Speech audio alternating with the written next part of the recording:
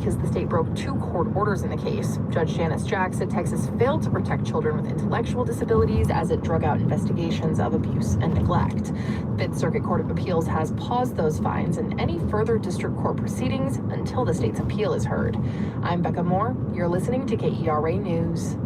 Support for KERA News comes from UT Austin's McCombs School of Business, offering the Weekend MBA in Dallas. Classes on alternating weekends. Campus visit April 19th and 20th. Registration at texasmba.com. Here, the Texas McCombs MBA comes to you. Support for NPR comes from NPR stations. Other contributors include the Kauffman Foundation, providing access to opportunities that help people achieve financial stability, upward mobility, and economic prosperity, regardless of race, gender, or geography. Kauffman.org.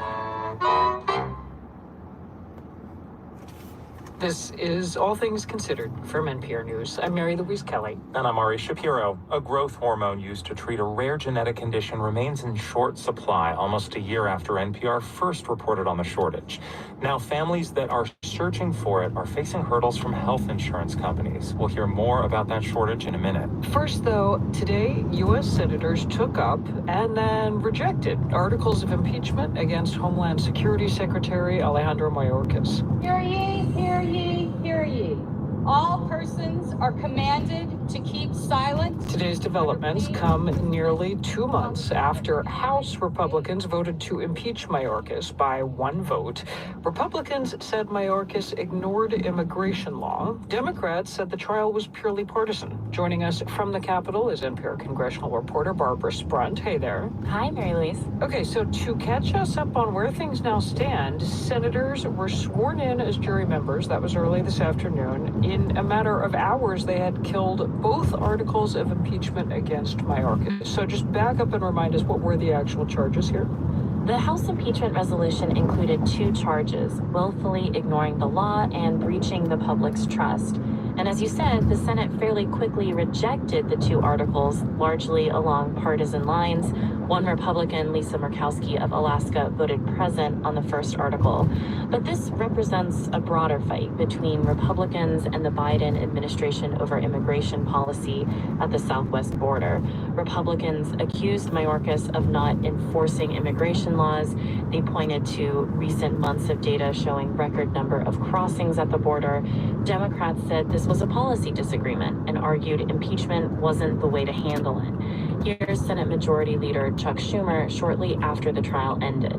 We felt very strongly that we had to set a precedent that impeachment should never be used to settle policy disagreements. To all of this, Barbara, Republicans say what?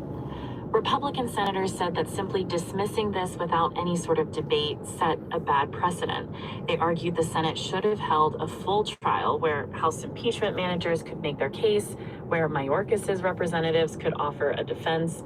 Here's Senate Minority Leader Mitch McConnell after the second article was killed. And by doing what we just did, we have in effect ignored the directions of the House, which were to have a trial. Had no evidence, no procedure. This is a day, it's not a proud day in the history of the Senate. Republicans tried to extend the process today. There were lots of motions being offered and then voted down. Ultimately, the whole thing only lasted a few hours.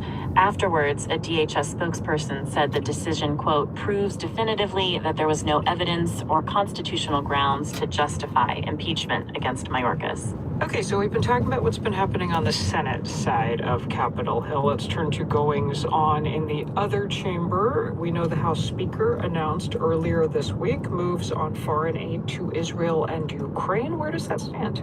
Speaker Johnson has proposed to split up foreign aid into distinct bills: Israel, Ukraine, and Taiwan. However, there's still concerns over whether Johnson can get enough support to pass the first threshold in rules before those foreign aid bills can come to the floor.